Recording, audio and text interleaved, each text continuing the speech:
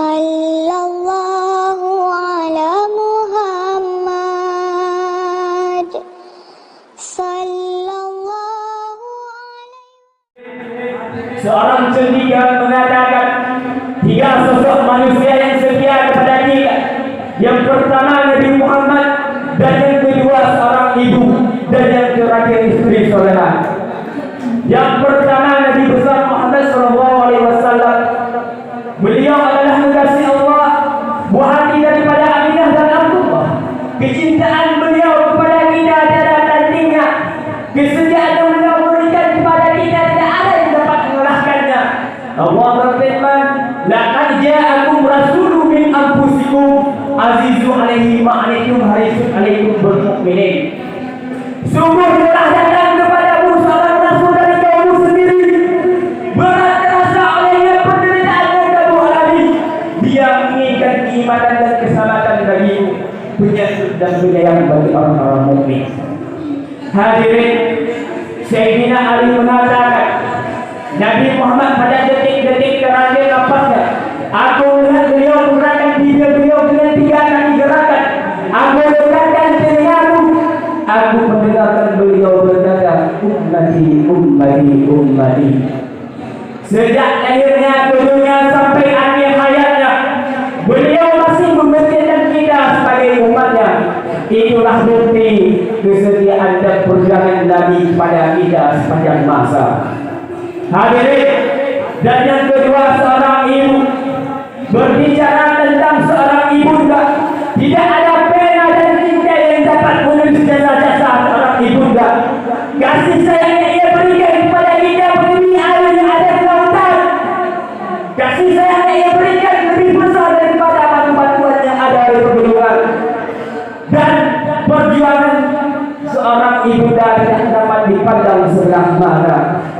Hadirin, dimulai sejak dalam kandungan, kita dikandung 9 bulan tanpa mengenal lelah dan tanpa mengharap upah.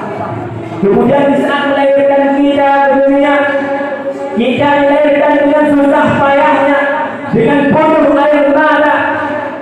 Bahkan detik-detik di saat kita dilahirkan di dunia, roh seolah-olah ingin berpisah dengan badan, nyawa di ujung pedang, namun beliau tidak memikirkan. Yang beliau pikirkan kita lahir ke dunia dengan keselamatan, meskipun nyawa dalam ancaman. Kemudian di saat merawat kita, seorang ibunda merawat kita dengan penuh kasih sayang tanpa mengharap imbalan. Pepatah lama mengatakan, seorang ibu dapat merawat 10 anaknya, namun seorang anak belum tentu dapat merawat seorang ibu. Hadirin, Allah berfirman, wa wasana insana biwalidayhi hamalahu ummuhu wahnan ala wahnin wa fisaluhu fi amalin. Dan kami perintahkan kepada manusia agar berbuat baik kepada kedua orang tuanya. Ibunya telah mengandung angkat lemah yang bertambah-tambah dan menyampinya dalam usia 2 tahun. Hadirin, kesimpulan yang dapat kita ambil, seorang cendekiawan mengatakan 3 sosok manusia yang setia kepada kita. Yang pertama Nabi besar Muhammad sallallahu alaihi wasallam, dan kemudian seorang ibu, dan yang terakhir istri saudara. Berbicara tentang baginda dan kita sejarah lama, seorang baginda dengan penuh kasih sayang mengingat kita sepanjang masa. Namun pada zaman sekarang akan adalah kita umat-umat beliau mengingat kepada baginda. Adakah kita berselawat ke atas baginda? Ada, namun jarang saudara-saudara, karena terlalu sibuk dengan dunia pada berguna. Dunia pada berguna akan banyak dimakan usaha, namun kasih sayang seorang baginda sepanjang masa. Kemudian seorang ibu, seorang perempuan dari barat selatan mengatakan, mengapa engkau mengejar surga sedangkan surga ada di rumahmu? Hadirin, dan istri saudara. Berbicara tentang istri saudara, Nabi mengatakan, istri saudara bagaikan gagak yang putih saya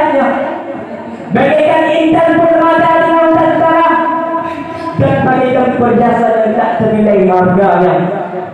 Hadirin, semua orang menginginkan istri soleha. Kaum remaja mengincar istri soleha. Namun pada zaman sekarang ini, bisa kita ibaratkan wanita-wanita zaman sekarang ini bagaikan buah-buahan yang ada di pinggir jalan, dicicipi dulu baru dibawa pulang. Hadirin, kalau hadirin, mungkin hanya inilah yang dapat saya sampaikan. Lebih dan kurang saya mohon maaf.